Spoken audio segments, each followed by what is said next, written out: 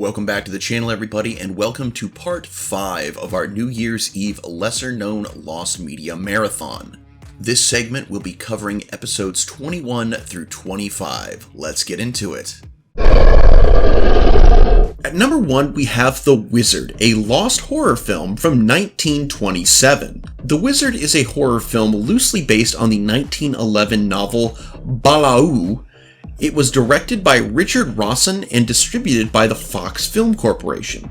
It's best known for being one of the most sought-after lost silent films, along with London After Midnight, a much more well-known piece of lost media.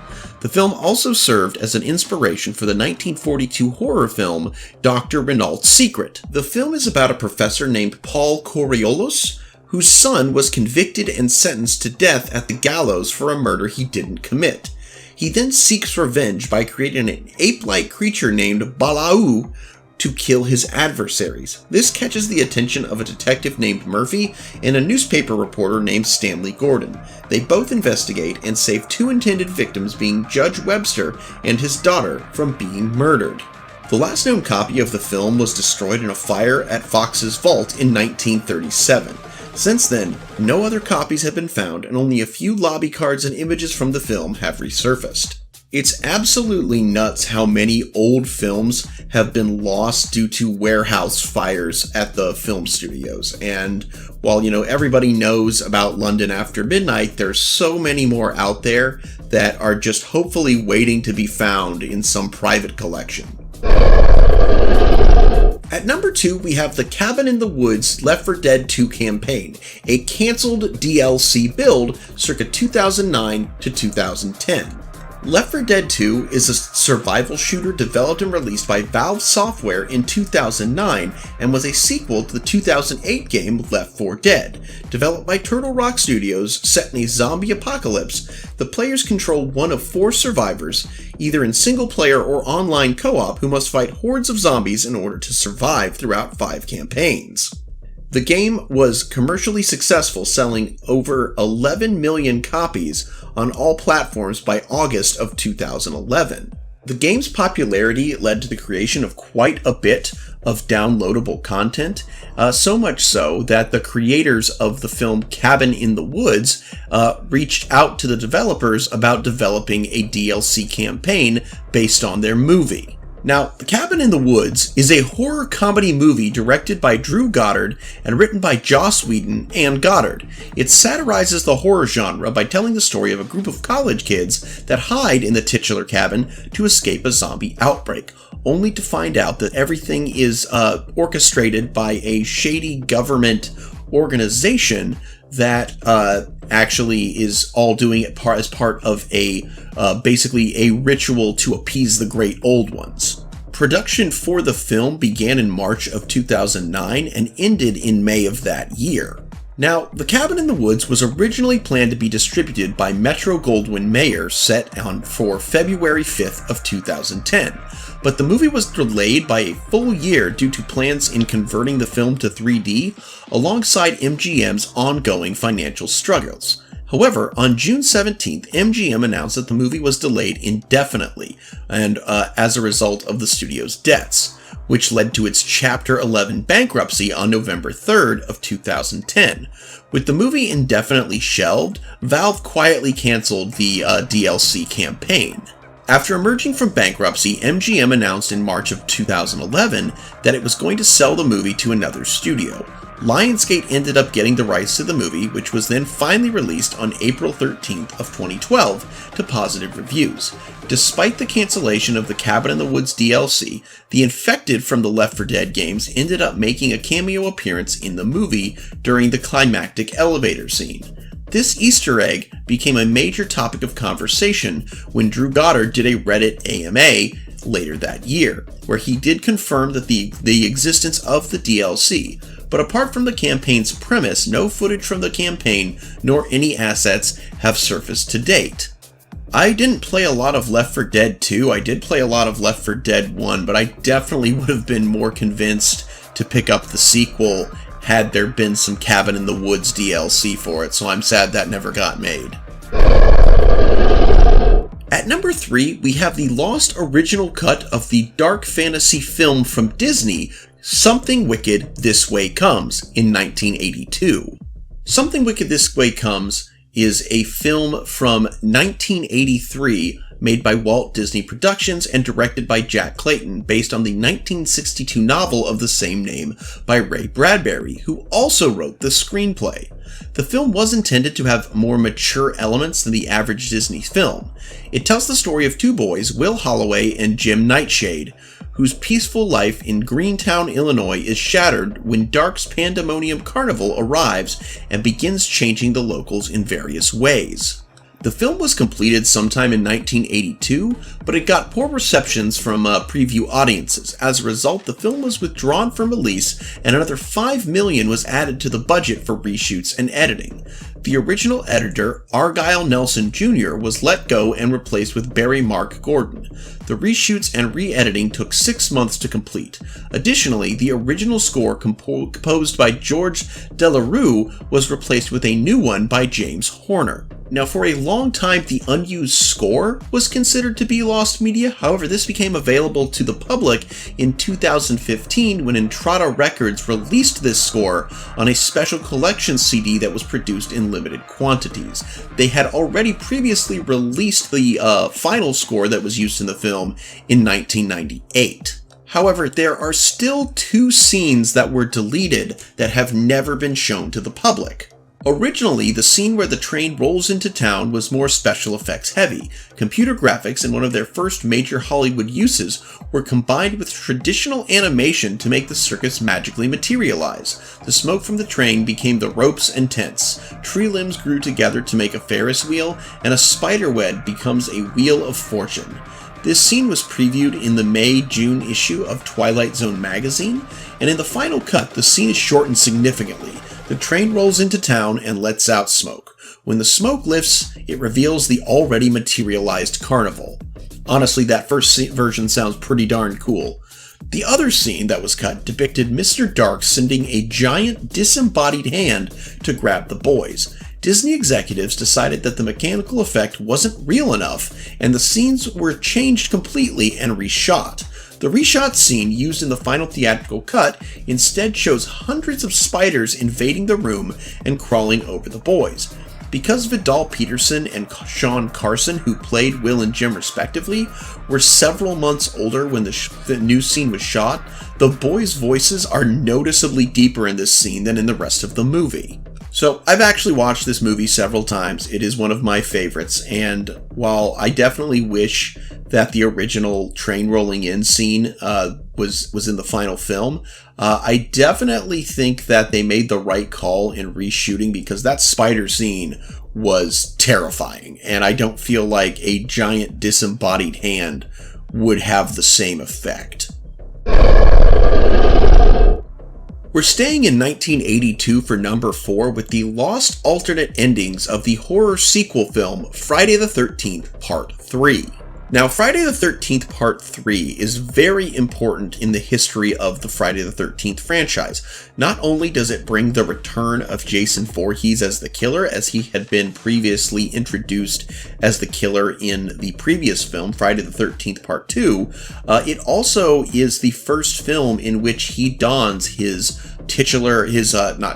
iconic hockey mask, which of course would become the chief identifying trait of the character. Oddly enough, this was also meant to be the final installment of the series, but as some of you may probably know, it went on to have many sequels.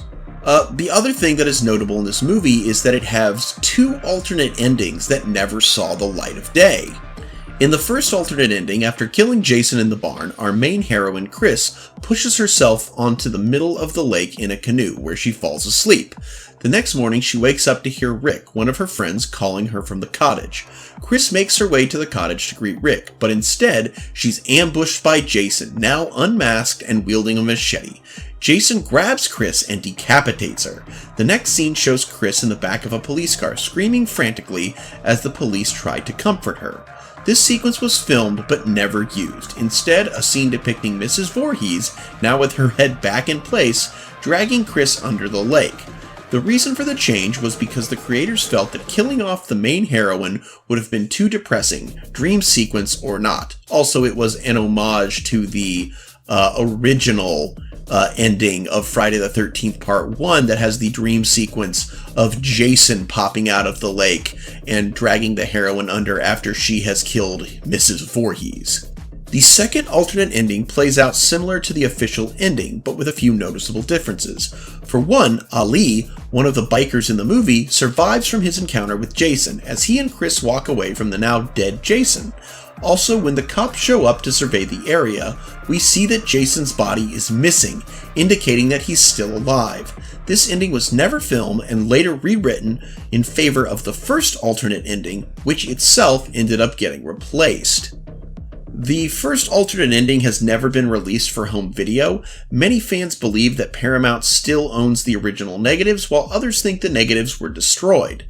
In recent years, this ending was mentioned in the book entitled Crystal Lake Memories, which documents the entire history of the Friday the 13th series. Since then, still images have emerged on the internet, many of them appearing in the Crystal Lake Memories book, which has given some fans a glimmer of hope that this ending could possibly still be out there.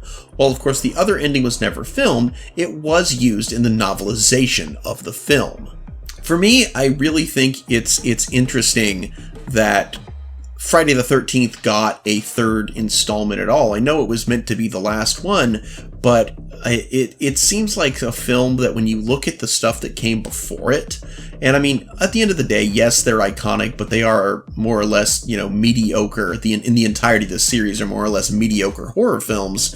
But in the first, it took them 3 films to get the iconic look of their villain down. In the first film, you didn't even have Jason, as the antagonist. It was a little old lady, his mom. And in the second one, when we did get Jason, he just had a bag over his head. Like, ultimately, it feels like a series of movies they should have been like, nah, we're just not feeling it. No third film. But they gave it the third one. They struck gold, and Jason is one of the most well-known and easiest to recognize characters in, like, all of horrordom. So, it's pretty cool. At number 5, we have the lost Yellowstone National Park hot spring death footage of Colin Scott from 2016. Of course, you probably know Yellowstone National Park, home of the Geyser Old Faithful, but there's also many, many hot springs in this park. But unfortunately, on the 7th of June 2016, psychology graduate Colin Scott and his sister Sable were traveling through a prohibited area of Yellowstone National Park with the intent to partake in hot potting within one of Yellowstone's thermal pools. I had to look this up, but yes, hot potting is the prohibited exercise of swimming in hot springs. The day, however, ended in tragedy when Scott accidentally fell into a hot spring within the Norris Geyser Basin, which not only ended his life, but dissolved his entire body. It is known that Sable had been filming their adventures, including when her brother fell into the spring. Heading into this event, Scott had recently graduated from Pacific University and traveled from Portland, Oregon to meet his sister. The pair decided to take a day trip to the Yellowstone National Park, parking not far from the Norris Geyser Basin. With nobody traveling alongside them, the Scotts opted to deviate from the prescribed boardwalk route that covers the thermal areas within the basin. This is an act prohibited within the park due to the dangerous nature of the hot springs at Yellowstone. According to the National Park Service, it is crucial for visitors to stay on the boardwalks as the heat and acidity of the hot springs make them the biggest natural cause of death or injury within Yellowstone. According to park officials, at least 22 people have died from hot spring accidents at Yellowstone since 1890. However, not only did they ignore the warnings placed throughout the walking several hundred feet up a hill in the process, they had also planned to engage in hot potting, which is they were going to swim in these springs. Sable filmed herself and her brother via a smartphone deviating from the boardwalk path when they came across one of the hot pools. Colin kneeled down to examine the temperature of the spring when he suddenly slipped and fell into it. Under normal circumstances, water temperatures at Norris Geyser reach around 93 degrees Celsius, which is equivalent to 199 degrees Fahrenheit. With his sister unable to rescue him, with her also suffering minor injuries in the process, Colin died from scalding as a result of the submersion within the thermal hot spring. His age was only 23. Sable was unable to call for immediate assistance as there was no mobile phone service at the basin, thus she was forced to retreat to the nearby Ranger Museum for assistance. When officials reached the spring, they found remains of Scott's head, upper torso, and hands. However, they were unable to recover these remains because the hot spring was now at 100 degrees Celsius, which is equivalent to 212 degrees Fahrenheit, with a lightning storm also being forecast. The next morning, the officials returned to the spring, but by that point, the acidic pool had completely dissolved Scott's body. All that remained were a few personal belongings, including his wallet and flip-flops. He had graduated from Pacific University a few weeks prior and was a top student, a wonderful person, and a testament to all the values that Pacific University stands for. Additionally, his family stated that he was a dedicated Christian whose love for people stemmed from the love he felt from God. As to the availability of the footage, it was detailed in an incident report under a Freedom of Information request that Sable had filmed the entire incident. While the transcription of the video had been censored, it is known that the video included the pair intentionally walking off the boardwalk, Scott slipping into the spring, and his sister's attempts to rescue him. Due to the video's disturbing nature, as well as out of respect to Scott and his relatives, park officials will not publicly release the footage. You know, you hear a lot about the kind of accidents and deaths people have at any number of national parks, whether it be a fall or, an animal attack, but the idea of slipping into a pool of water and then literally being dissolved and burnt and scalded alive, pretty terrifying in all honesty. Definitely a nasty way to go. At number 1, we have Yushiro, a lost build of a cancelled PSP role-playing game circa 2008. Yushiro was a planned horror role-playing game developed by Level 5 for the PlayStation Portable and mobile phones, first announced in September of 2008 for release in 2009 during the Level 5 Vision press conference and through an issue of Famitsu. The game was to tell the story of Richiro Ushiro, a Shinigami spirit with the power to give a person one single wish in exchange for their lives. In terms of gameplay, Richiro would have been able to control and possess people, seeing the lives of strangers, and battling the personifications of the evils in people's hearts through turn-based combat. At the 2008 Tokyo Game Show, Level 5 released a trailer and screenshots for the PSP version of the game, which was later given on a DVD to attendees. The anime cutscenes were produced by frequent Level 5 collaborator OLM Digital. No information about the mobile version was shared, and Level 5 never formally spoke of the game again. In early 2010, Yushiro's website was deleted and the project was presumed to be cancelled. Now fast forward to 2014, Level 5 CEO Akihiro Hino said the company was considering new developments for Yushiro. Later that year, a light novel series written by Lou Gatto was published by the Kadokawa and Fields company. In 2015, a manga adaptation began serialization in Web New Type and Geekin' Heroes. During the Level 5 official broadcast SP Part 2 livestream hosted on July 20th of 2016, the company highlighted the game during their look back at Level 5's history, unveiling some previously unseen pieces of production art and the HD version of the 2008 trailer. Hino confirmed the company would not be moving forward with the franchise. Despite all this, the PlayStation Portable version of the game regularly appears on Famitsu's most wanted reader polls as late as 2017. This definitely sounds like it would have been an interesting game, and definitely a interesting game is specifically what the PSP needed back in the day, because there just weren't that many great games for it. I remember being so excited for the PSP, and it just kind of was a big old letdown, but this could have been one of those really cool games, and unfortunately we just never got it. I know that it's unknown how much of the game was actually created before it was canceled, but it would be amazing if, we had at least gotten to play like a demo or something. At number 2, we have the lost deleted scenes from the classic Universal horror film The Mummy, circa 1932. Now, a little bit of my own backstory. The Mummy was like the first classic horror movie I ever watched. They had this month-long marathon on the Sci-Fi Channel hosted by Christopher Lee, and each week was a series of movies on a different famous Universal monster, the first week being The Mummy, and they'd start with the classic film like on Monday, so on the Monday I watched The Mummy, and then there'd be all the sequels or derivatives or whatever, and they did that with The Mummy, Frankenstein, Dracula, and The Wolfman. So The Mummy was the first classic monster film I ever saw, and I had no idea that there were deleted scenes for it.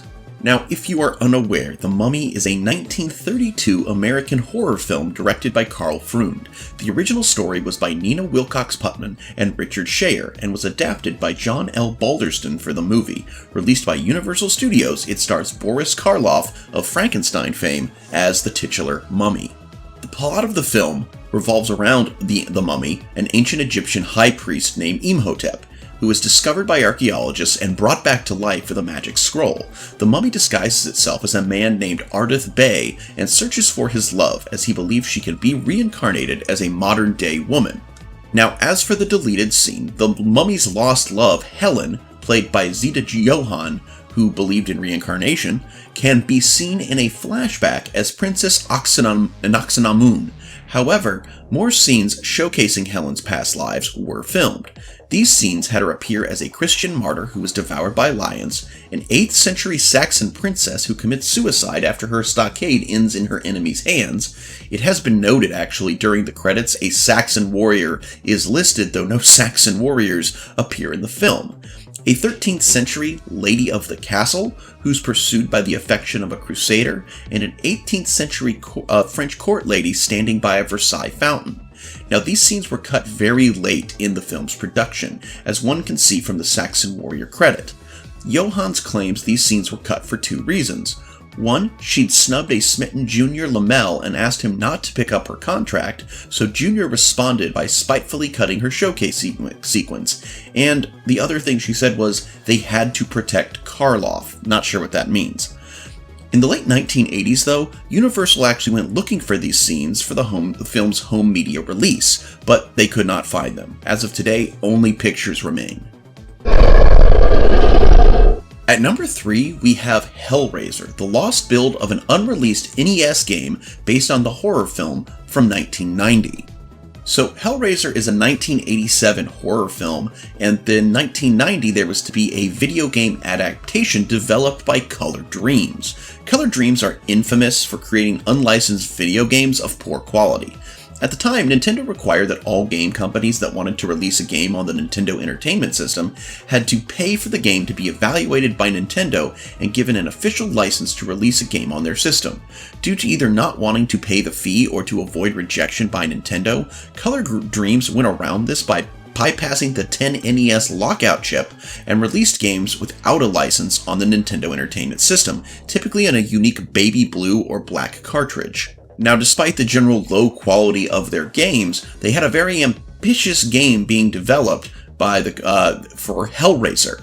Dan Lawton, one of the founders of Color Dreams, had seen the film and liked it, convincing his partners in the movie studio he had acquired the rights to create a video game based on the film, spending around $35,000 to $50,000 to do so. The game was developed using an improved version of the Wolfenstein 3D engine. Lawton was aware that NES couldn't handle the engine needed to create the game, so he hired an engineer named Ron Risley to create a new type of cartridge. This cartridge came to be known as the Super Cartridge. The special cartridge contained a Z80 processor, programmable array logic chips, and an additional 4 megabytes of RAM. It was also capable of intercepting the NES's processor ROM and RAM accesses, so it could manipulate video in real time, as well as allowing pixel-by-pixel manipulation of the screen, some sprite manipulation, and also supported panning and zooming in on hardware such as fully animated backgrounds. Essentially, this meant that the game could switch colors between scans of the TV in real time and increase the effective numbers of colors on the screen. While the cartridge itself worked fine, the palette switching effect wasn't working as intended, as it didn't switch between colors fast enough. Another method to create the game was in the way of an add-on device sold separately that would be plugged into the expansion port on the bottom of an NES system. The combined cost of the add-on expansion and the Hellraiser cart would have been more expensive than the Super cartridge itself. As far as gameplay goes, it would have focused around a character that was trapped in the Le Marchand's puzzle box from the film. The player could find ways in-game to manipulate the outside of the puzzle box and solve it to escape. The Cenobites would interfere with the player's plans to escape. Changing the configuration of the cube on the outside would have affected level layout on the inside. Once the puzzle was solved, the players and the demons would be free, and it was up to the player to solve the puzzle in reverse order to defeat the escaped enemies.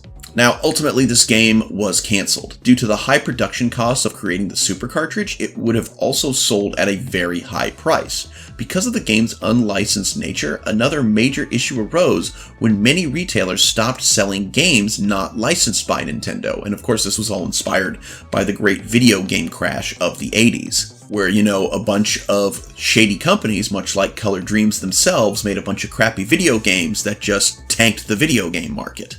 And Nintendo then put in quality controls to assure that the games they were putting out were quality. And allegedly, store owners feared that if Nintendo found out they were selling unlicensed video games on their console, Nintendo would cease doing business with them because, Nintendo be like that sometimes. So combined with the high cost of the cartridge, supposedly the game cost $2 million to create, and the lack of retailer support, the game would have sold poorly and may have ran Color Dreams out of business. So, Hellraiser was worked on for a couple more months before it was quietly cancelled. Advertisements had been printed and features on magazines such as Electronic Gaming Monthly, GamePro, and even Nintendo Power, some of which also refer to Sega Genesis and Atari Lynx versions, never mentioned elsewhere. Color Dreams later formed a new label named Bunch Games around the same year until finally forming Wisdom Tree in 1991, a label that was focused on creating unlicensed Christian-themed video games. It's said by a former developer that Color Dreams still had the license to use the Wolfenstein 3D engine that was meant to be used with Hellraiser, so they carried that license over to Wisdom Tree, most likely in order to create Super Noah's Ark 3D for the Super Nintendo in 1994. When asked of the possibility of a prototype or the game files, Dan Lawton responded by saying, "The hardware was done and the artwork was 20% done. There was no programming. It was a 45-degree down angle view with a maze of stone and walls and pits." I definitely think a Hellraiser game could be really fun. I don't know if I'd trust a company that is notorious for making shit games to be the ones to make it, but I definitely think, especially in modern console era, you could definitely make a good Hellraiser game. And it's funny that of all the companies that would try to make this, for the time, sounding very impressive piece of new hardware, it would be one that was so notorious for making absolute crap. At number 4, we have Dracula, a lost Russian film whose existence is unconfirmed, circa 1920. The 1920 Dracula film is an alleged Russian film adaptation of, Dracula. The existence of the film has not been confirmed, as no production stills, footage, or significant information about the film seem to have survived. If the film did indeed exist, it would be the first film adaptation of Bram Stoker's 1897 novel Dracula. Some sources cite Viktor Tonjansky as the director of the film, but most official data doesn't mention the movie in his filmography. The lost status information about the film comes from The Vampire Book, the Encyclopedia of the Undead by J. Gordon Melton. Now, considering that the film was made in 1920, it could have easily been destroyed in the Russian Civil War. Russian news website Dimitrograd Panorama claims that the movie was found in Serbia, but due to no further developments that would confirm the credibility of the information, it seems likely to be a hoax. According to a Russian academic encyclopedia page, the movie is listed in the Russian State Film Fund and starred Ukrainian actors. Hey, remember when those two countries used to get along? The existence itself of the film has been put into question.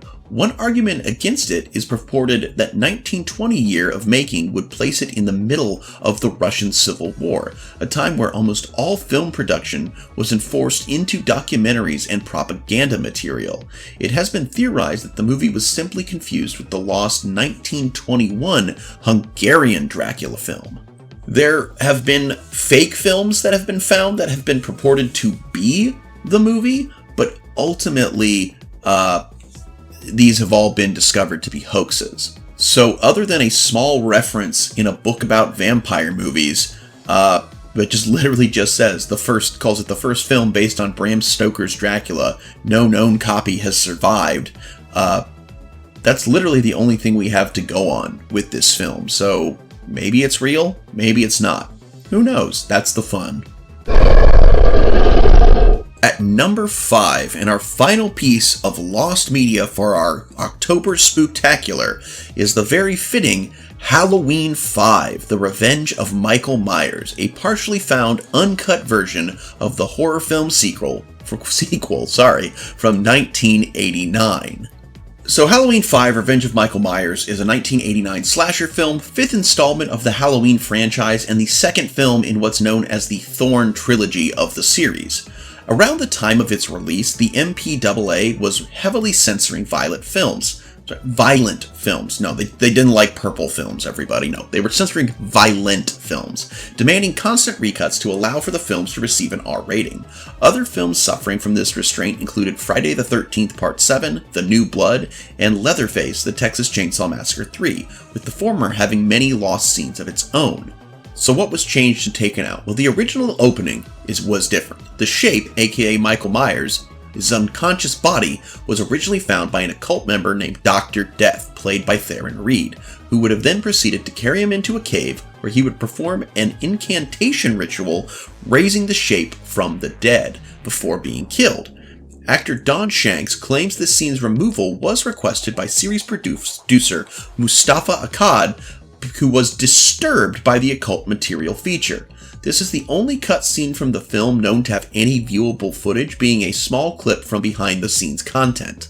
Other things that were cut was certain violent scenes. So prolonged shots of violence were either shortened or cut entirely to appease film censors. Through careless editing, possible lost sequences can be reduced, and some scenes' existence is proven as they were described or mentioned by those involved in the film's production, and include the following.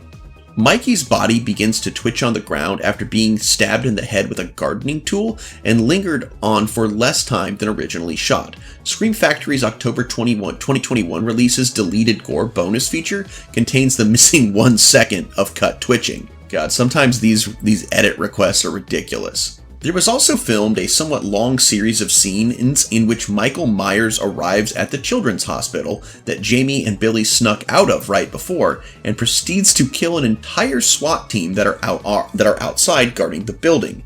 Don Shanks, the actor who played Michael Myers, mentioned in an episode of Horror's Hallowed Grounds to the program's host Sean Clark that the first SWAT team member is talking on a radio when Michael comes up behind him, breaks his neck, spinning his head around 180 degrees, pushes him to the ground, then stomps on his head, pushing it deeper and deeper into the ground, all while there is blood coming from his eyes, nose, etc. After this kill, another SWAT member charges at Michael Myers with an M16, which Michael wrestles the gun out of his hand and proceeds to shove or stab, presumably the barrel of the gun, through the SWAT member's head. After this, Michael proceeds to kill the rest of the SWAT team, but it is not mentioned how they were killed or how many more members there were. There exist 2 photos regarding the scene. After the Horror's Hallowed Grounds episode, the actor who played this SWAT member, John Paulton, saw that there was an interest in the series of kills that didn't make it into the film, and took to Facebook to share some of the behind-the-scenes shots and information, in which he posted 2 photos regarding his character's death. One is a shot of him with bloody makeup on, with his backwards costume on to make it look like his head was backwards from Michael spinning it around, and the other of his head partially in the ground as they applied more makeup to his face.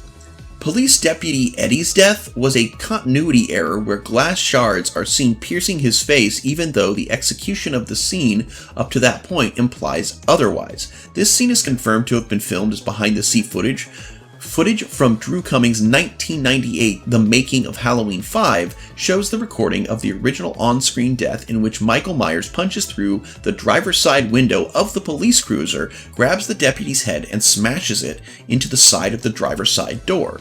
Greg Nicotero, the sound effects lead, explains that the scene was going to use a jump cut in which Michael would raise the deputy's head back up after the fake glass and makeup was applied, and then proceeds to show the filming of Michael Myers smashing the deputy's head several more times into the door.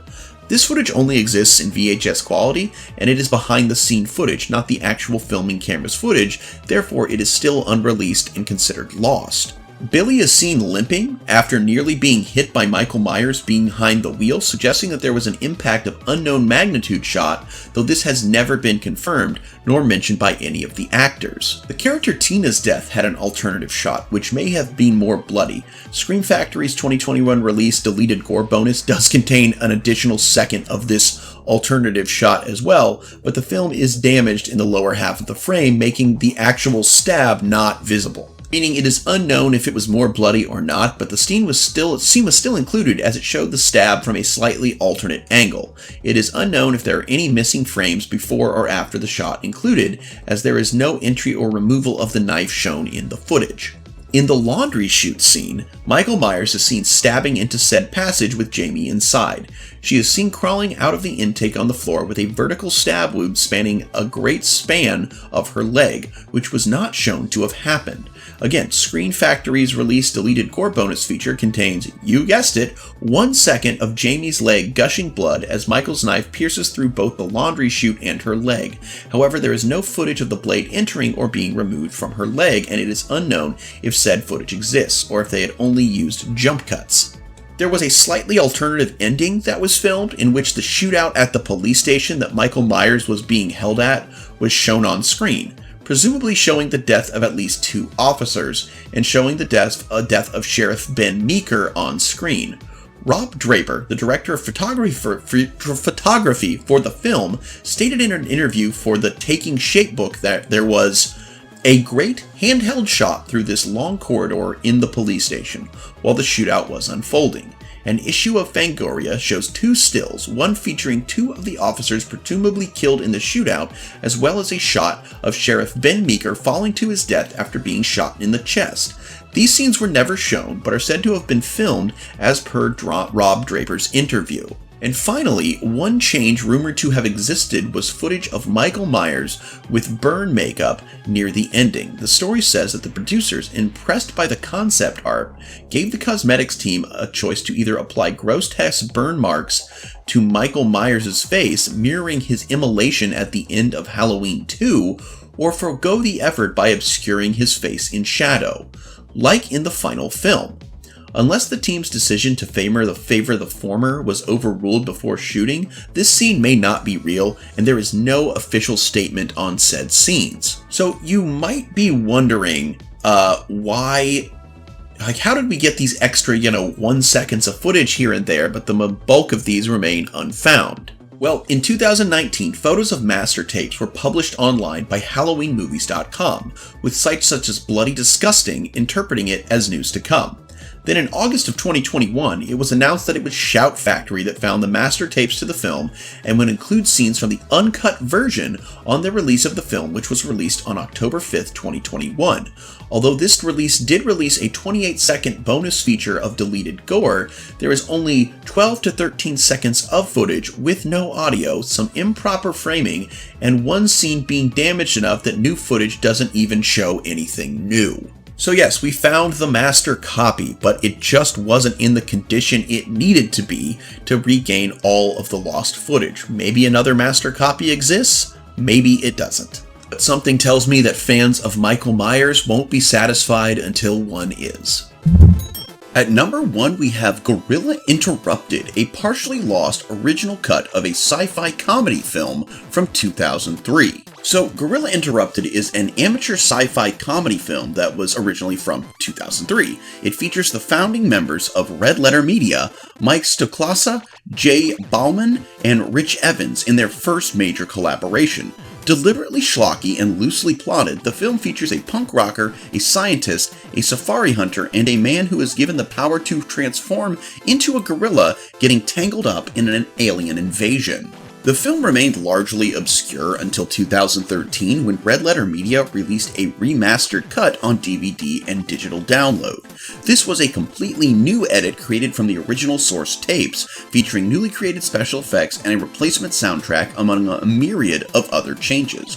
While some tape changes were made for creative reasons, others were made for copyright concerns. The original cut featured various copyrighted images and audio, including images of hell taken from a Google image search, and a scene in which characters watch the 1988 Bette Midler film, Beaches. The biggest change was they removed an entire sequence because of music licensing reasons. This was a scene that showed Rich Evans' character dancing in the Chicago streets, miming along to a song from the 1971 musical Jesus Christ Superstar as alien saucers destroy the city around him. So, while the 2013 cut is available from the Red Letter Media website, the original 2003 cut is not. According to the video description of the original trailer, the 2003 cut was available on MySpace at some point, though the link is now dead. The documentary accompanying Gorilla Interrupted, which is entitled How Not to Make a Movie, features the only available footage of the original cut. The DVD release also features a short outtake segment for How Not to Make a Movie, which includes the only discussion of the lost Jesus Christ Superstar musical number. Due to the aforementioned copyright reasons and the obscurity of the film on the original release, it is unlikely that the original 2003 cut will be released in the future, nor will original copies resurface. At least that's what the Lost Media Wiki predicts. If I had to guess, I would say that if Red Letter Media continues to be popular, I don't know much about them, but I have heard of them before, I would say that it may be some fan convention they might air the original cut and then maybe like give away the original cut DVDs for free. I don't know. I don't know if that's something these guys would do, but if I was in their place, that's what I would do. So maybe we could still see this one at some point. At number 2, we have The Dandy, lost web-based final issues of the long-running Scottish anthology comic, circa 2012 to 2013. So The Dandy was a Scottish children's anthology comic book which was released between 1937 and 2013 by DC Thomson, no relation to DC Comics. It was considered a sister comic to the younger but more popular The Beano, known for publishing the Scottish version of Dennis the Menace, which is an interesting story all on its own but not Lost Media, on which the comic is fondly remembered by those who grew up on it and has the title of third longest running comic book series, but faded from relevancy by 2004, leading to multiple attempts at rebrands of varying success, culminating in the comic's final print issue in 2012 and a short-lived online relaunch the same year, which lasted only 6 months with another rebranding occurring within that time. So, the webcomic run, when The Dandy transitioned into a webcomic, it started on the same day that the print run ended with a free issue, while later issues would be provided through subscription. It utilized the digital format to accompany every comic strip with a game based on it and voice acting, with the comics editors hinting at back catalog comics being added later down the line. The release was promoted with an exhibit at the University of Dundee. The strip also spun off into a YouTube channel featuring live-action content such as video game reviews, celebrity interviews, and parody news reports. The strips featured in the first issue were Desperate Dan, which actually utilized his original design rather than a controversial redesign the character had back in 2010. Brassneck, Keyhole Kate changed from a naughty girl to a detective, Banana Man, The Numbskulls, and a new title known as Retroactive, which was a non-comedic superhero series. The website was noted for having poor optimization for mobile browsers and eventually becoming poorly adjusted for desktop browsers as well, with issues such as the comics failing to fit inside the screen and arrows for navigating comics disappearing. Additionally, it was criticized for positioning itself in a manner like a video game portal, despite the games not being of an equal quality to the comics. Due to the first set of issues being unsuccessful, DC Thomson attempted to rebrand, deleting all the previous comics in the process, even from those who had purchased them. That sucks. And introducing a new feature where you could create an avatar to appear in comics. Ultimately, the comic would be discontinued due to not finding an audience, finally putting the Dandy out of print after 76 years, though yearly annuals and Beano crossover summer specials would continue to be published consistently afterwards. So, the first iteration of the website is completely lost, and the only things from the second iteration that can be found on the Wayback Machine are the homepage and the character bios. Fortunately, all of the post-relaunch comic covers are archived, and there are multiple screenshots of the comic that can be seen on Sea Lion Press and Wacky Comics. The YouTube channel remains archived in its entirety, including content from before the digital launch, and can be found under the channel name The Dandy Comic. Among them, a trailer for the app that shows footage of the comic's avatar creator and games. DC Thompson's comics will often reprint strips, so it is possible that some strips from the online Dandy could have ended up in later issues of Beano Comics or Dandy annuals with the interactive elements stripped. I think this one is so interesting because it is definitely a case of a property that has been around for a long time that fails to adapt to its changing audience and the changing world in which its audience lives. You know, they decided, oh, our sales are down, I guess digital's the way to go, so we're going to slap a website together, we're going to make some cheap, terrible games to go along with it, because kiddos love the internet games, and then when that wasn't working, they further alienated their audience by deleting the stuff they'd already paid for, which sounds absolutely like such a dumb move. I do hope that somewhere there does exist, because, the DC Thompson it does still exist. Hopefully they have an archive and they will sometime reprint it, either reprint the strips themselves in its entirety or give some kind of like digital release where you can get all the content, including the games and the avatar creator. I think that would be a really cool thing because this is a comic distributor who has a long and storied history, and it's sad that this one blemish is still around, but that they haven't remedied it by re-releasing everything that is currently lost. At number 3, we have Dragon Ball Z Buchigiri Match, which is a lost web-based card game based on the anime series from 2018.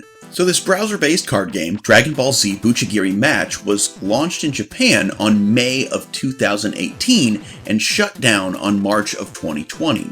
Relying on the gacha style of mobile game monetization, the game was reportedly closed due to a failure to make enough money, likely due to the game being browser-only or because of the developer being unable to go global. Thanks to the strength of the Dragon Ball mobile game community, the game was able to pick up notoriety and a decent cult following, spawning its own subreddit and devoted players willing to translate and play the game publicly.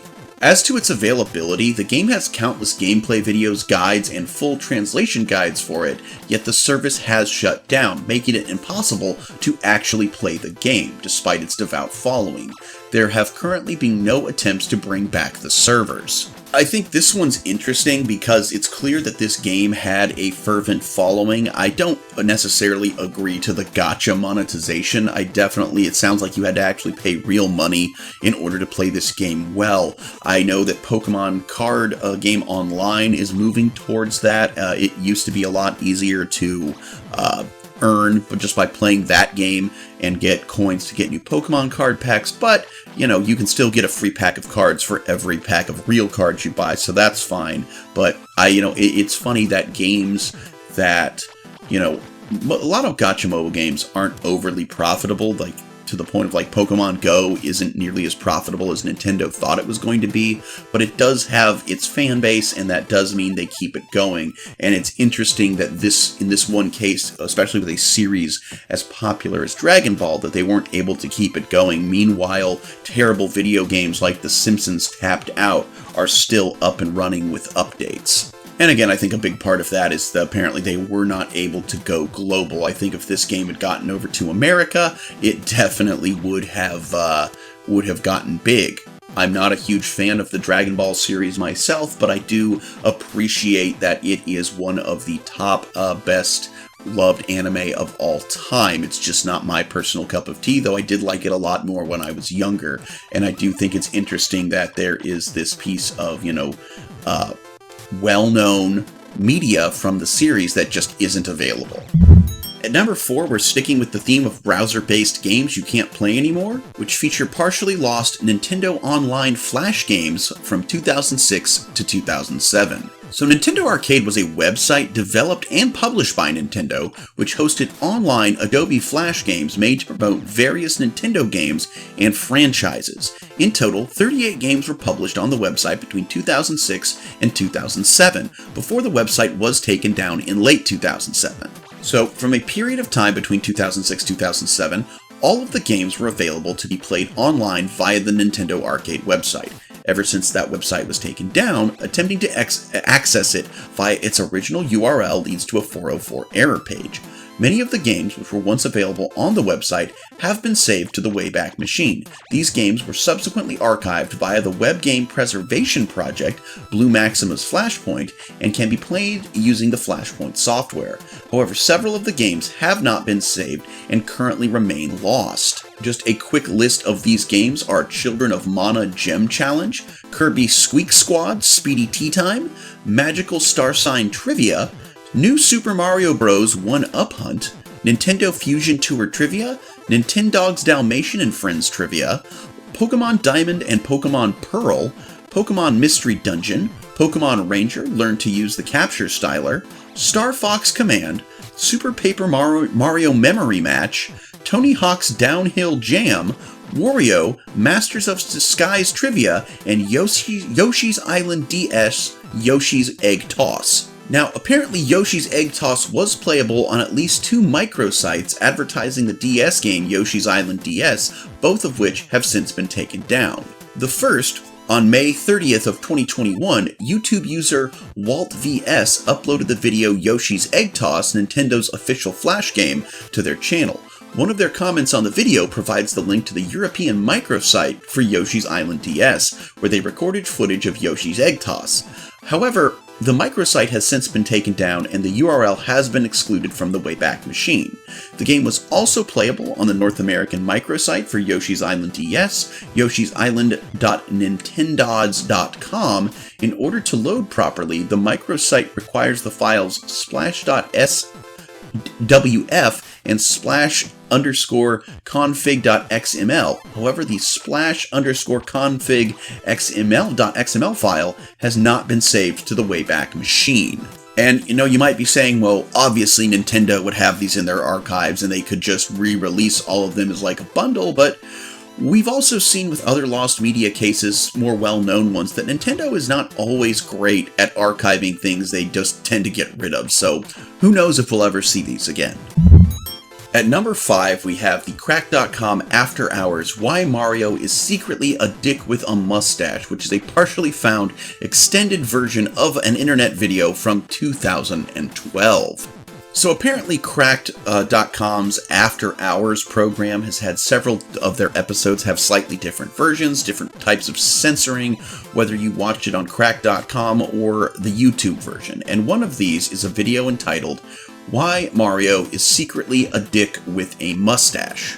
Apparently, when they uploaded the episode to YouTube after they had originally put it on Cracked, they noted in the comments that it was a special extended version that was only made available on YouTube.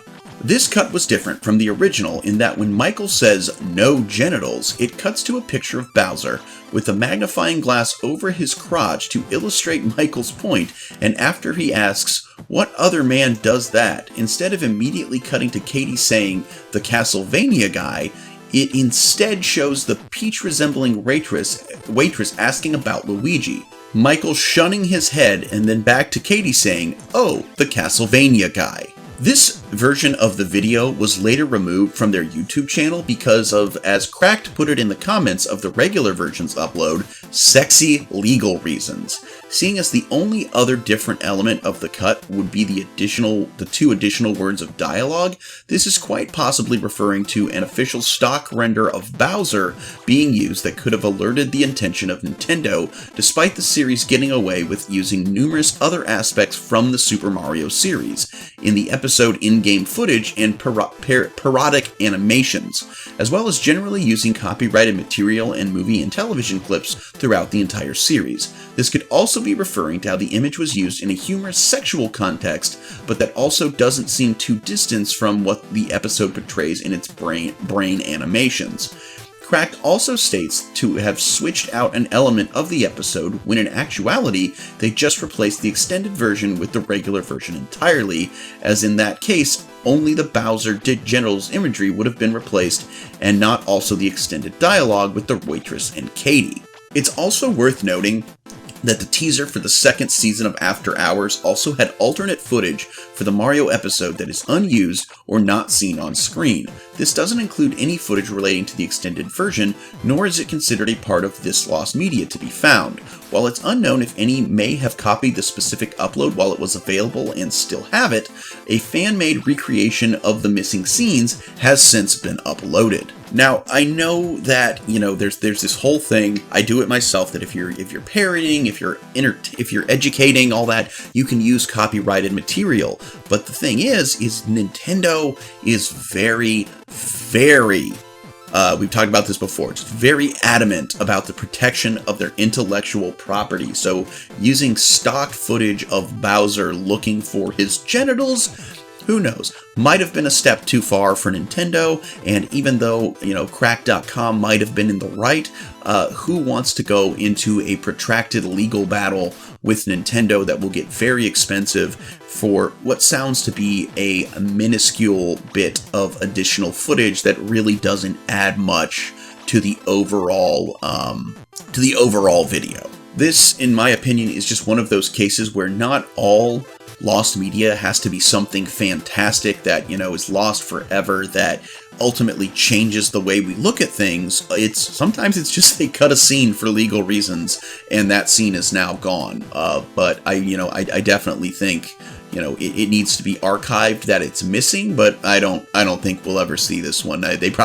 Cracked probably doesn't even have the footage anymore. They probably just junked it and decided it was not worth it for them. And I definitely, this is the other thing I think of this, is that I definitely think there's a lot of cases of something being slightly changed from its original version, and that people remember the original version, and I think that's what leads to the Mandela effect in a lot of cases. There's something that was in something originally, it was just quietly changed, and that change was never really archived or documented, so people come back to it later, they see the changed version, go, wait, that's not what I remember, but the fact is that just nobody ever documented that it changed, and so I do think even small bits of lost media like this one are important to archive, because I definitely think a lot of Mandela effect instances are just cases of lost media because something was changed and nobody bothered to write that down.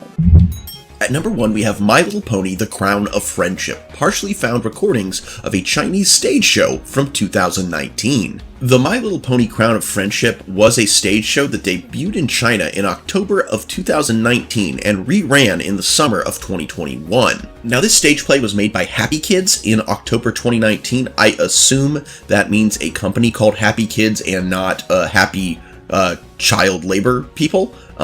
But it was made for Chinese audiences, and the unique thing about this show was the costumes the performers wore, as unlike the full-body mascot costumes most MLP live shows used, these allow for movement of the eyes, mouth, and tail via puppeteering. There are also stagehands and simpler human costumes for ensemble characters, like the Changelings and the Royal Guard. It also mentioned that this stage play had original songs, none of which have leaked online.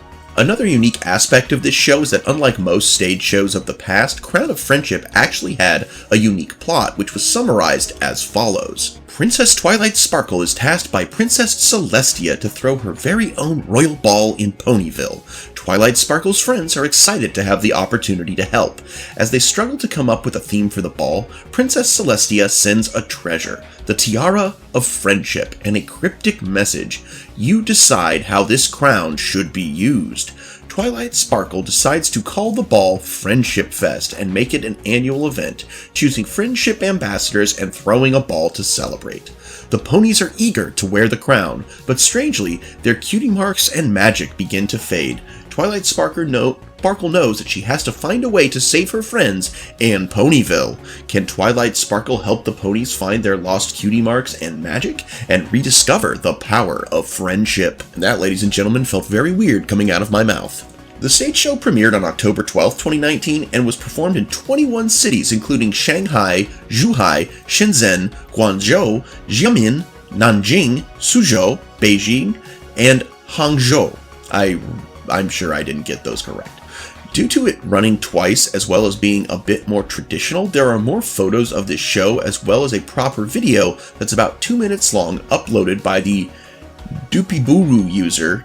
I guess that's some kind of social media, I don't know. However, this clip is quite low quality and doesn't have subtitles. So, while I have never seen a single episode of My Little Pony Friendship is Magic, I know that it is hugely popular both with its target audience of young children, as well as the brony community, so to speak. But I did not know that it was popular enough that China itself got its own unique stage play. I think that's very interesting. I definitely think that it is rare that we see a stage show for a property that is very popular outside of its country of origin. So in this case, I could see America having My Little Pony live. I did not realize China had a big audience for that show. But with just how, fervorous especially the bronies, how much dedication they have for their beloved series, it does surprise me that not one person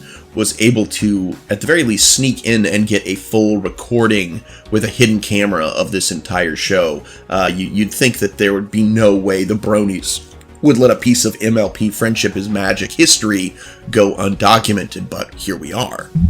At number 2, we have The Will of Prometheus, A Trip to Hell and Beyond, or its original German, Das Testament des Prometheus, eine Reise zur Hölle und darüber hinaus, also referred to in some sources as Prometheus Unleashed, der Entfesselt Prometheus, sorry, I'm not good with German, and Orpheus, A Journey to Hell and Beyond, it's an alleged book by German historian, writer, and former SS officer Otto Rahn. It was to become his third published work after Crusade Against the Grail in 1933 and Lucifer's Court in 1937. However, the notes for the book went missing after Rahn's death in March of 1939. A little side note, he had resigned from the SS as he was openly homosexual and had been given a post as punishment for one of his open escapades,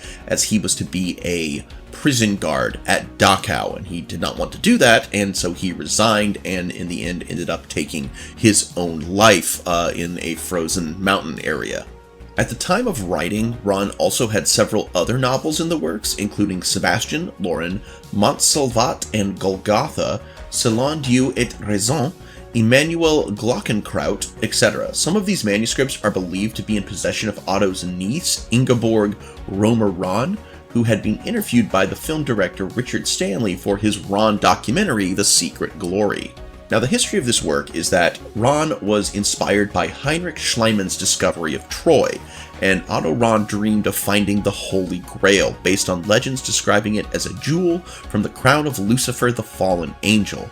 He believed it to be a stone of meteoric origin. Furthermore, he identified the legendary Grail castle, Montsalvat, with Montségur, the stronghold of the medieval religious movement known as Cathars. Rahn thought that the Cathars had been in possession of the stone and that it may still be located somewhere in the Montségur area. He described his search in his first book, Crusade Against the Grail, and in 1936 he accepted Heinrich Himmler's offer to join the SS and I don't know what that means. And 1 year after that, in 1937, he published the second book, Lucifer's Court.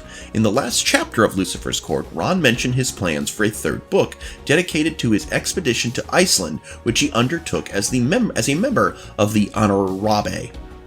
Tomorrow morning, I will remove from the pile of paper on my right the stone I brought from Iceland. I will begin a new book as a sequel to this journal, which I have now finished. The cover page was written in Icelandic, Arctic Circle, and others mostly in the heart of Europe and in my German homeland.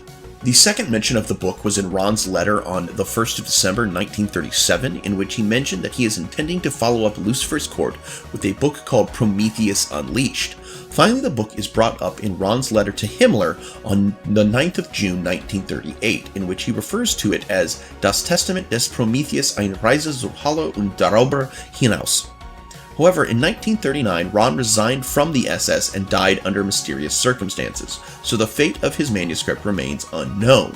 While Ron's niece Ingeborg Romer Ron alleged that it had been destroyed by Otto's mother after the war, it is possible that the manuscript still exists. This entry is interesting to me because of all the things, when we think about World War II, when we think about that era in Germany, we think about the massive loss of life. That's the one that always comes up because ultimately that is the most tragic. But what we also forget is just how much culture the Germans destroyed back then. I mean, in a previous video, we talked about how they burned all the books in the first ever LGBTQ+ research center that wasn't trying to show that those people were somehow deviant, but rather simply wanted to understand them and help them. And that was the first thing that the Germans back then destroyed. And the fact that, this man who was an occultist, it sounds like he joined, he joined the SS as it was the only way to continue his research in an oppressive era, and whatever he discovered, whatever he might have known, it is thought now to be gone, destroyed, and that is even if it was his own mother that destroyed it after the war, it was ultimately the German government that is the reason that happened, the reason he died, the reason that he had to flee, that he couldn't just research and all that. And if this exists, great, but I think it almost serves more of a purpose as something lost, as just another thing that we need to remember how awful, beyond simply the loss of human life, which is terrible. Don't get me wrong, that's clearly the worst part, but that's not all we lost. And I think it's important to remember that.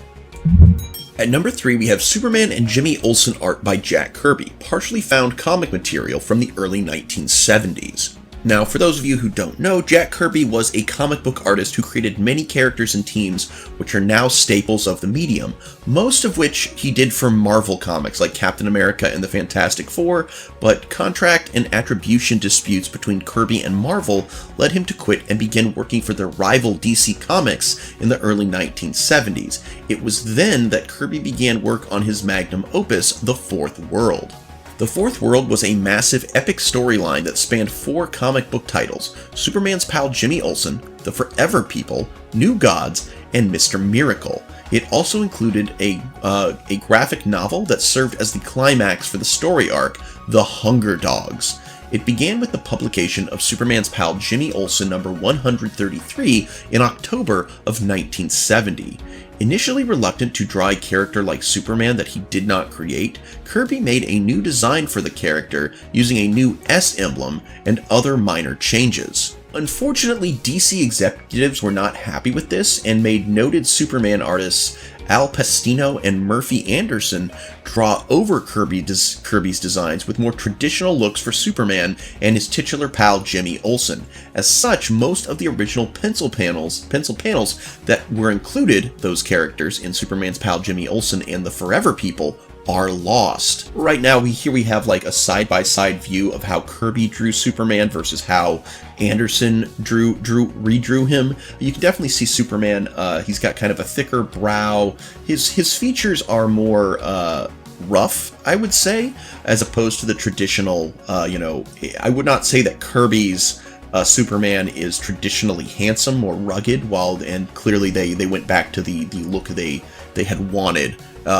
Also, we can see in this panel that, one, you have the facial differences again, but also look at that S on his chest. It is very different than the traditional Superman S we have all come to know. This was just Kirby trying to make the character his own, but again, this is the one On the right is how they had Murphy redraw over the pencil sketches where you see the more traditional Superman. Jimmy Olsen has some similar changes, but ultimately his look was changed far less than Superman's. Now, as to the availability of these, other people working for DC at the time, such as Kirby's then assistant Mark Evanier and future New Teen Titans and Crisis on Infinite Earths writer Marv Wolfman, did get to see Kirby's original pencils, and some pieces of his original art do still exist, including an unused cover sketch. The rest, though, have not been seen anywhere since the initial redraws that were done before publication.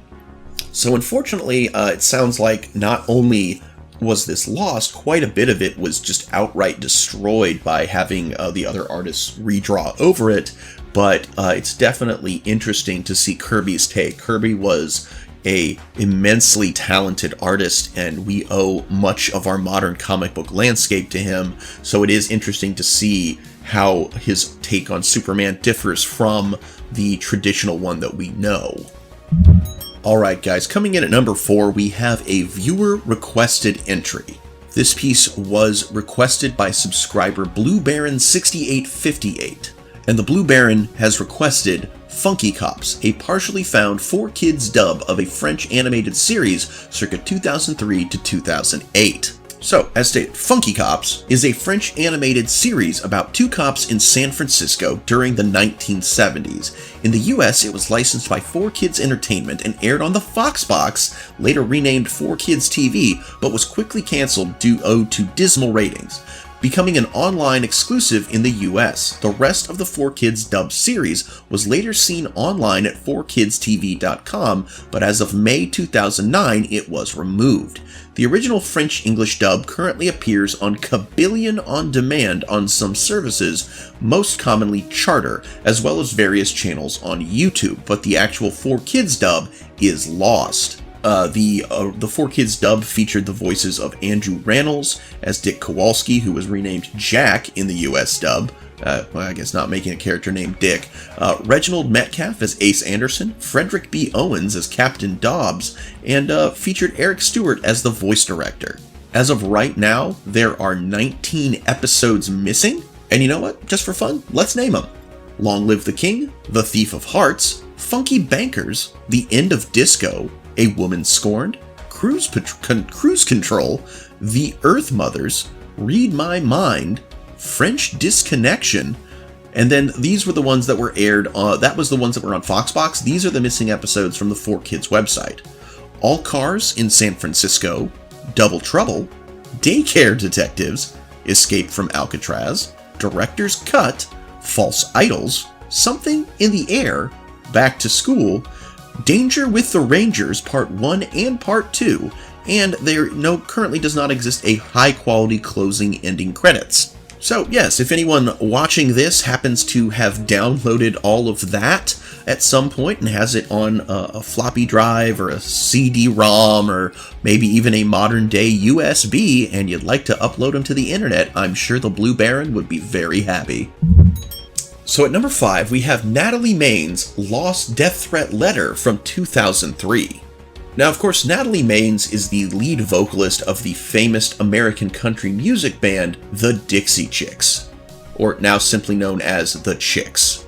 In 2003, shortly after the then President of the United States, George W. Bush, declared war on Iraq, the Dixie Chicks spoke out strongly against it. Lead vocalist, of course, Natalie Maines, who this is about, held a public hearing in London 10 days before the invasion, stating she was ashamed to be from the same state as Bush. Now, the problem is, country music fans, kind of a lot of Republicans, a lot of that, so they weren't happy. Country music fans ridiculed the band, calling them traitors, and resulting in many impacts, including a massive drop in sales and sponsorships, but also a new interest and respect from non-country music fans in the left wing, and a short-lived humorous rivalry with Toby Keith. Now, their record label forced Maines to make a public statement apologizing for her comments against Bush, but by the time she did this, it was kind of considered to be far too late. Many fans responded to Maines' statement with vitriolic, angry hate mail. One particularly angry fan, whose identity has yet to be confirmed, wrote a graphic death threat to Maines.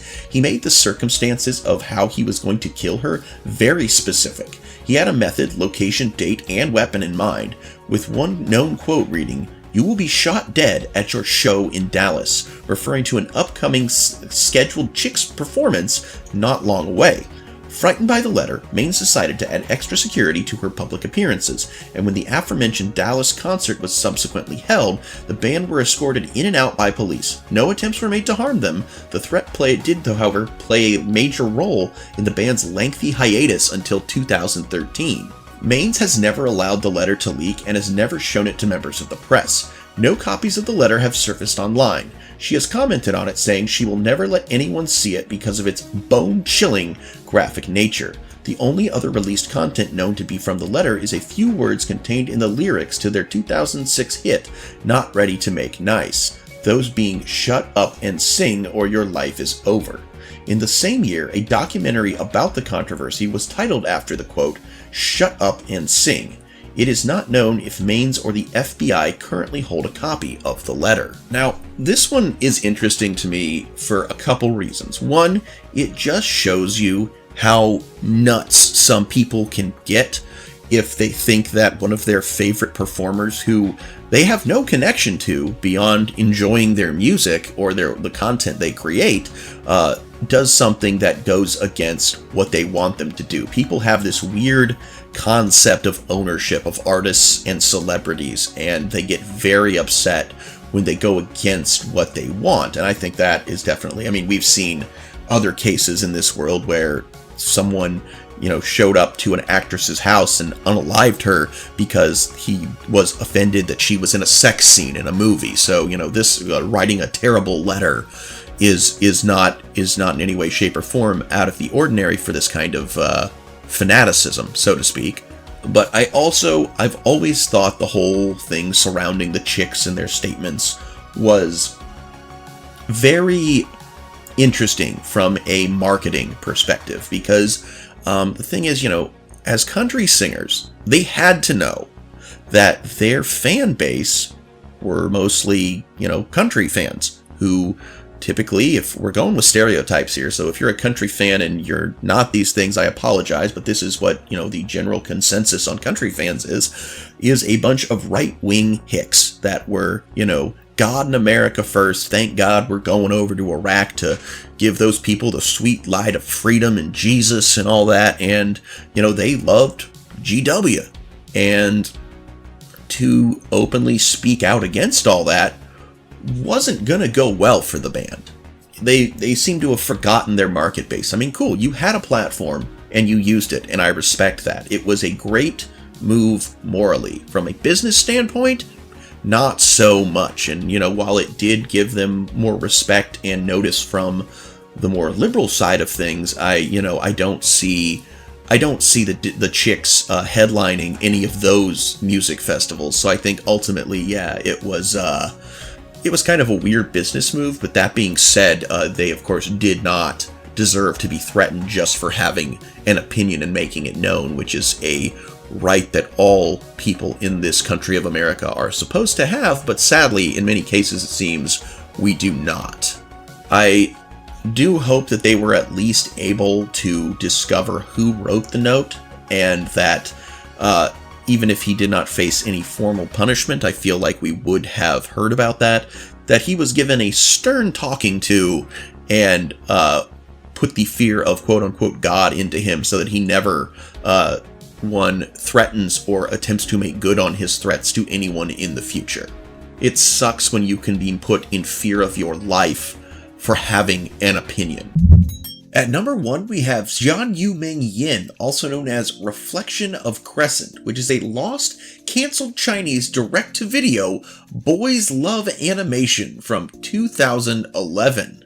Jian Yuming Yin, also known by its English title Reflection of Crescent, was a Chinese animated project focusing on a romantic love triangle between male characters living on a futuristic society where demons and humans coexist. planned to be launched in OVA, or video animation, format. The first official announcement was made on August of 2010, with plans to be released sometime around 2011. However, it wasn't until 2015 when the full written script was announced. The project was cancelled or suspended after that for unknown reasons. The animation studio, Great Demon Nation Production, didn't make an official statement other than the project was moved on to another studio, and then faded to obscurity again. Because of monetary problems from the original animation studio, the project was sold to Seven Stone Studio, but they also never made an official statement aside from the fact that the full script was already written. Now, the plot of this was that the story was planned as a fantasy sci-fi setting where the humans start to experiment with their genome to become the superior race, while the demons try to reach the same goal through education and the rising of their cult. After a war between both clans, they make a deal to achieve peace, creating an institute where the youngest representatives of both races can coexist. The three main characters are Kai Yalun, a representative of demons and the successor of the Demon King, Sol Weigal, a distinguished member of the human elite, and Wei Yi, a half-demon, half-human student. Now, what is available of this? Well, there is a lack of information about the projects, remaining only the synopsis found on Latin/Spanish forums at the date of its announcement, the names of the three characters, and a trailer featuring the original studio, Great Demon Nation Production, which intended for this to be their first work. A website about the animation is known to exist, but it is currently down, with a free domain name and showing ads for lottery numbers.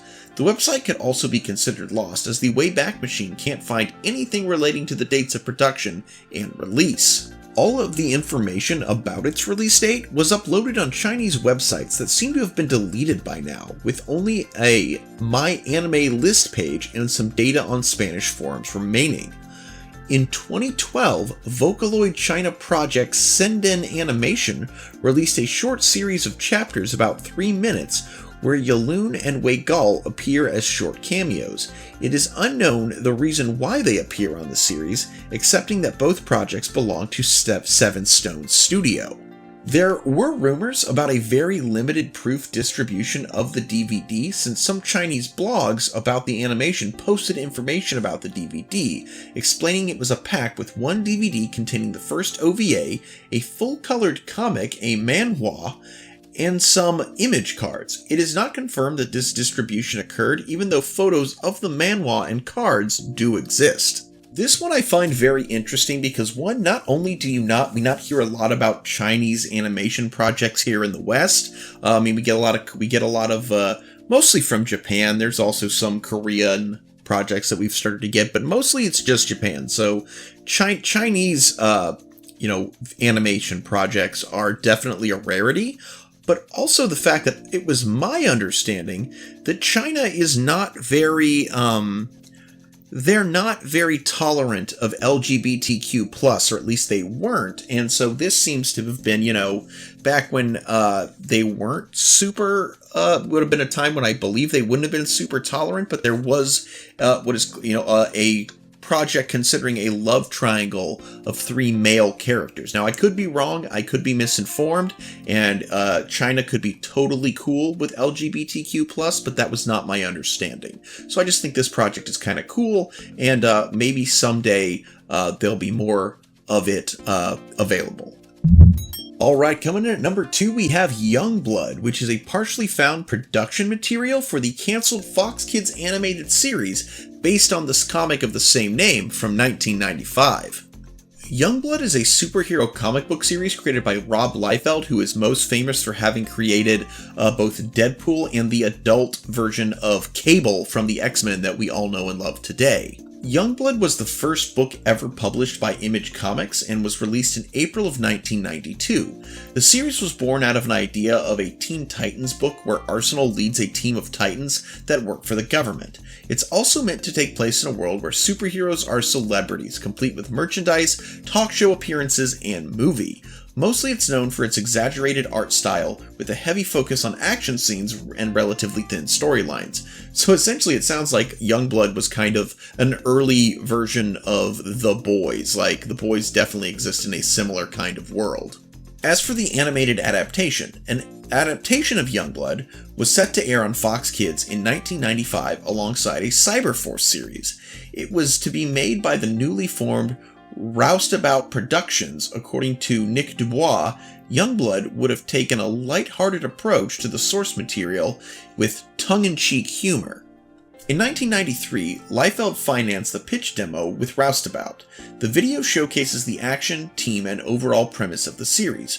For a long time, no recording with audio was available, leading many to believe that none was ever recorded. However, on June 22nd of 2022, the pitch demo with fully intact audio was uploaded to YouTube. Furthermore, this video contained what would have been the opening of the Youngblood show, which hadn't been seen before up to that point. Based on what little has been seen of it, Youngblood would have been an action-animated series with a style similar to X-Men. Characters that would have appeared included Shaft, Badrock, Vogue, Die Hard, Chapel, Riptide, Sentinel, and Troll. The demo highlights the team's dynamic, varying power sets, humorous moments, and the celebrity aspect of their careers. Most likely, some of the edgier content from the original, such as the excessive violence, blood, killing, and sexuality, would have been toned down to a more age-appropriate level. The demo notably features them fighting robot enemies rather than humans, though it's unknown how representative that would have been of their overall adventures had the show ultimately been made. Youngblood was ultimately canned due to Marvel securing a deal with Fox Kids to be the only comic book company on the channel, thus the Youngblood series never materialized. Outside of the demo, it's unknown just how far development had gotten before the show was cancelled, seeing as how the show had been greenlit and in active development until then, as nothing else has surfaced. I think this one is interesting because I've never read Youngblood, but what I always knew of it was people always made fun of if a comic book character was drawn and their pupils were missing, it was joking that they had Youngblood disease based on the characters not having pupils in the original comic, and it's kind of used as a punchline. But who knows, had their show been made and come out, Youngblood could be just as popular and just as well known as X-Men. I mean, X-Men had been around for a very, very long time, but as a child, I had no idea that X-Men was a thing until it premiered on Fox Kids, and I remember it premiered the exact same day Power Rangers did. And that was a great Saturday morning for 5-year-old kindergarten me, mind you. But, I also thought Wolverine's name was X-Man because, I mean, I could barely read at that point, and it was like X-Men, and it would show Wolverine, and it's like, clearly that must be X-Men. But back to the thing is, who knows how popular Youngblood could have been had, we all been introduced to them the same way we were introduced to X-Men. At number 3, we have Eminem's Relapse sessions, which are partially found unreleased records whose existence is unconfirmed, circa 2006 to 2009. On September 15th of 2008, at an event held to celebrate the release of his autobiography, The Way I Am, Eminem publicly stated his return to the world of hip-hop and announced Relapse, an album that was being produced by Dr. Dre. He also previewed a brand new demo song titled I'm Having a Relapse. After numerous delays which pushed the album's release forward from December 2008 and then March 2009, Relapse would release 8 months following its original announcement on May 15th of 2009. Now, according to a personal anecdote from O-Tray9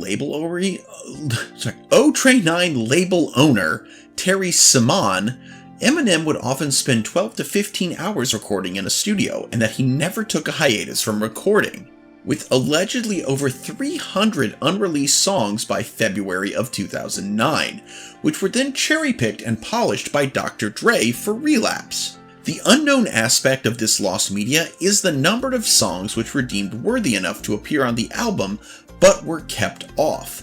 Over 300 songs were stated to have been recorded, but that number may just have been an estimate or an inflated figure, as well as possibly referring to tracks which existed in alternate versions, such as Crack a Bottle and Emulate.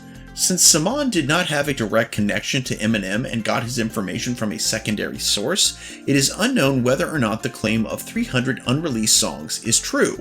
In spite of the 2008 Universal Records fire, which would have affected Eminem's master recordings due to his signing to record label Interscope, it is known that Eminem backed up all of his recordings in advance. Of songs produced by Eminem from 2006 to 2009, it is known that 6 songs, including features, released on the Re-Up, 1 demo track released online, I'm Having a Relapse, 15 songs released on the normal version of Relapse, 2 songs released on the deluxe version of Relapse, My Darling and Careful What You Wish For, 7 songs released on Relapse Refill, 1 song, Ridas, released on Recovery, Eminem's 2010 album, 11 songs were leaked by Kulo in 2011, and 1 final song previously released in an incomplete form, Nut Up, was leaked in full in 2019. Totaling in 44 tracks released from these sessions. Note that the above list does not include skits, nor does it include collaborations with other artists. With this in mind, it stands to reason that upwards of 250 tracks recorded by Eminem from 2006 to 2009 remain unreleased. Relapse was originally intended to have a sequel entitled Relapse 2, although this was halted due to the lukewarm contemporary reception for the album, which has since received retrospective acclaim, and instead an extended play entitled Relapse Refill was released in late 2009. It is likely that Eminem's follow-up album released in 2010, Recovery, featured some of the work originally compiled for Relapse 2, in particular the album's title track Cold Wind Blows, although this has never been directly confirmed. Again, why I think this is interesting, I mean, I grew up with Eminem, I grew up watching, in middle school when I first started watching MTV back when there was still music on it, there was The Real Slim Shady, then there was Without Me, and then there was Just Lose It, and Eminem is still a popular artist, he's still a great artist, and we've seen him it's amazing what he can do. I'm not even a big fan of rap, but I think he is an immensely talented individual, and the fact that out there might be 250 tracks that have never been released, I mean, that is a treasure trove of Eminems. That's better than an entire bucket full of M&Ms on Halloween to get that much Eminem all in one place, just waiting to be found, so I think it's really interesting. At number 4, we have the missing work of another incredibly talented musician, An Evening with Stephen Lynch, which is an unreleased lost concert film circa 2009 to 2010. Now, Stephen Lynch has been called a musician trapped in the body of a comedian. He is a singer, songwriter, actor, and comedian with multiple best-selling albums to his name. He also originated the role of Robbie Hart in the musical adaptation of The Wedding Singer, which earned him Tony, Drama Desk, and Drama League nominations for acting in 2006. As a follow-up to his 2004 DVD Live at the El Rey, which I still own, by the way, and his 2 successful Comedy Central specials, it was announced in February of 2010 that a concert had been filmed in Portland, most likely on March 16th of 2009 at the Aladdin Theater, the only Portland date listed around that time on his website. His website stated that it would air later this year with a new DVD to follow. Also at this time, a mention of the future special was added to the discography section of his site. In the profile of Lynch on the APA Talent and Literary Agency website, the special was mentioned for a time stating, world-famous music director Gregory Dark is in production on Stephen's new concert film, which will be submitted to film festivals. In addition, Comedy Central will be airing 1 hour of the concert film, followed by a DVD. Now, however, since these initial statements, his site, nor Comedy Central made any announcements in relation to the film, and both mentions were removed when his site was revamped on September 21st, 2012, in preparation of his then upcoming album, Lion. On June 2nd of 2014, Lynch announced that he would be taping 2 shows for a new special at the Little Theater in Kalamazoo, Michigan on June 5th. This special would later be released as Hello Kalamazoo in late of March 2016. These tapings called the future of the unreleased film into further questioning. So, not long after the publication of the article about this piece of Lost Media on the Lost Media Wiki, the author was contacted by Stephen Lynch himself, noting that he didn't realize people outside of Portland were even aware of the taping, Lynch explained why the film hadn't been released, stating, "Long story short is that I wasn't happy with what was filmed, the shows, the material, the performance, etc., so I shelved it." On the notion of a potential release of the special, Lynch revealed, "I revisited it recently to see if maybe I could put something together, and I hated it even more, especially in comparison to the shows we were doing on the Lion Tour, so it is unlikely that any of it will ever be released. Maybe a song or two, but never the full concert, which sucks because we shot it on film and it cost me a small fortune, but I'm just too unhappy with it to put it out into the world." Lynch later added, "Maybe I'll use some footage for extras on a future DVD, if DVDs are even still a thing anymore. If not, it'll be like that Jerry Lewis Holocaust clown movie, and only be whispered about in certain circles." When asked about the set list of the show, Lynch admitted that he no longer remembers it, but did state that it was very Three Balloons heavy, with some old songs thrown in, and added that it included some video elements and frequent touring partners, David Josephsberg and Rod Cohn. Also, he later noted, that was the tour that we closed with Purple Rain, which for obvious reasons I wouldn't be able to use for the special anyway. The new special is going to be fucking amazing though, he added. The film is currently listed on IMDb as An Evening with Stephen Lynch, the name of his tour at the time. So here we have a piece of lost media that we know exists. It's even been confirmed to the Lost Media Wiki by the creator itself that it exists, but unfortunately he's just not a fan of how it turned out. And I love Stephen Lynch, and I'm sure I would love seeing this, but I don't think we're ever going to. Alright, so at number 5 we have the final videotape of Daniel V. Jones, a lost final videotape of a Los Angeles self-unaliving victim in 1998. On April 30th of 1998, Daniel Victor Jones, a 40-year-old maintenance worker from Long Beach, California, drove his pickup truck to a Los Angeles freeway along with his pet dog Gladys. He then proceeded to get the attention of the police using a loaded shotgun. The freeway was closed and several news helicopters began covering the incident, which was being broadcast live. At one point, Jones set his truck on fire with a Molotov cocktail, then grabbed his shotgun and unalived himself, all of which was caught on camera. His dog Gladys perished inside the flaming pickup truck. Jones had been suffering from both HIV and cancer and claimed to have been mistreated by health maintenance organizations, HMOs. His live self-unaliving was meant as a protest against HMOs. Moments before taking his life, he unfurled a banner on the freeway that read, "HMOs are in it for the money. Live free, love safe, or die." Now, here comes the piece of lost media. Shortly before he took his own life, Jones threw a satchel containing a videotape over the freeway wall. Authorities recovered the videotape, which was a unaliving note recorded by Jones the previous day. The contents of the tape were shared in the news days after his unfortunate passing. Ever since then, the tape hasn't been made public and its whereabouts are unknown. This one, I think, is interesting and tragic because here we have a man who was at his wit's end. His life was ending. He knew it. He knew it was going to be a painful death, and he felt like the medical care facilities had failed him. This was a time when there wasn't a lot of knowledge about AIDS. I mean, we knew what it was, but, there was a lot of misinformation, and people that had it were treated like pariahs. Nowadays, we have medications that if you take them long enough, you can have unprotected sex and not pass HIV to your partner, but we certainly didn't have anything like that. And I looked into this one a little more. Daniel Jones, he wanted to get his message out there, and he's like, I want people to know what's going on, and I certainly don't want anyone other than myself to get hurt. This situation is ultimately my fault, but that doesn't mean what these HMOs are doing to me is right. And so he kind of got his message out in the only way he could think to do, and he put an end to his own suffering.